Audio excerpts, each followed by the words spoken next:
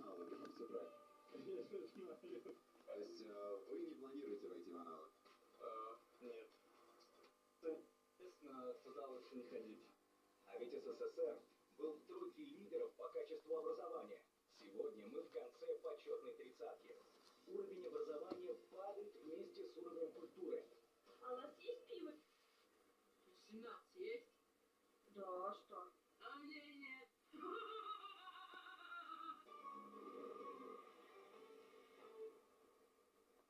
Смотрите сами.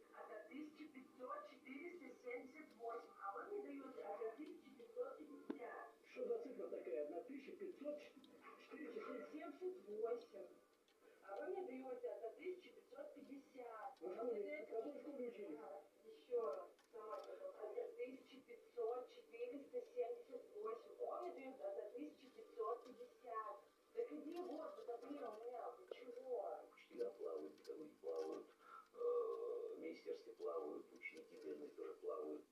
Ну вот вопрос, кому в итоге доверять, у кого учиться и в конце концов на кого надеяться. Многие, похоже, для себя этот вопрос давно закрыли.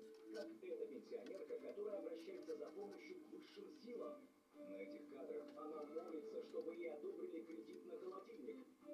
Ой, Господи, дай, пожалуйста, полотенце, дай, пожалуйста, ну, пожалуйста. Согласен, давайте пока подпишем.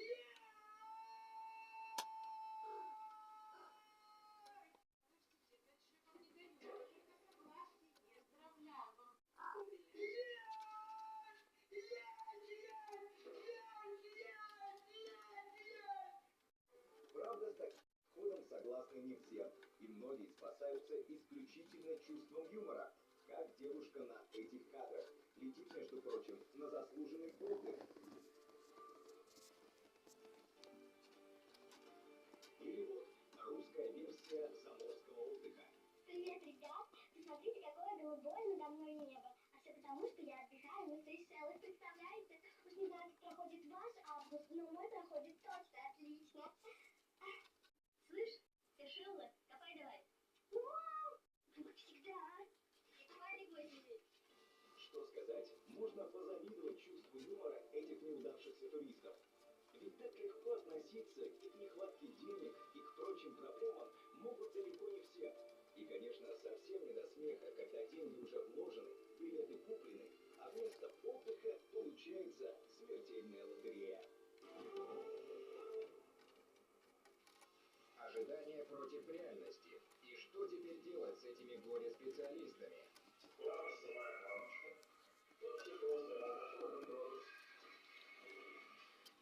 Накладная женщина? Кого хотят обмануть эти азиаты?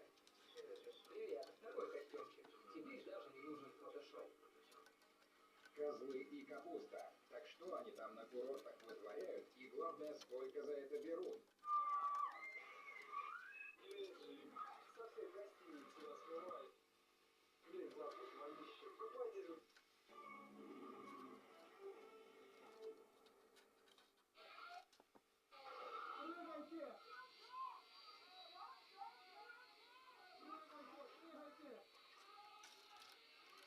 Эти кадры облетели соцсети. Ничего не подозревающие лыжники едут на подъемнике и вдруг он ломается. Причина аварии – внезапное отключение электричества. Больше 10 человек получили тяжелые травмы. Ожидание отдыхающих обернулось страшной реальностью. Их встретил аттракцион смерти.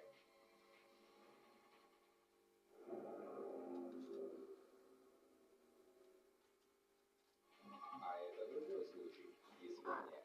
Город Ларин, Канада. Развлекательный аттракцион в парке развалился буквально на части. И снова до страшной трагедии был всего один шаг. И только посмотрите на это. Я стою в шоке. Позади меня аттракцион «Фиолетовый», самая страшная горка. Сказали, что он сломался, не работает. Люди сидят на карусели. О, мамочки! Видеозапись из Сочи. Один из самых опасных аттракционов мира завис между небом и землей. Внутри люди. Причем критическая ситуация возникла не впервые. Вот другие кадры. Застрял. владельцы заявили, мол, это норма, но в реальности больше похоже на банальную жадность. Обслуживание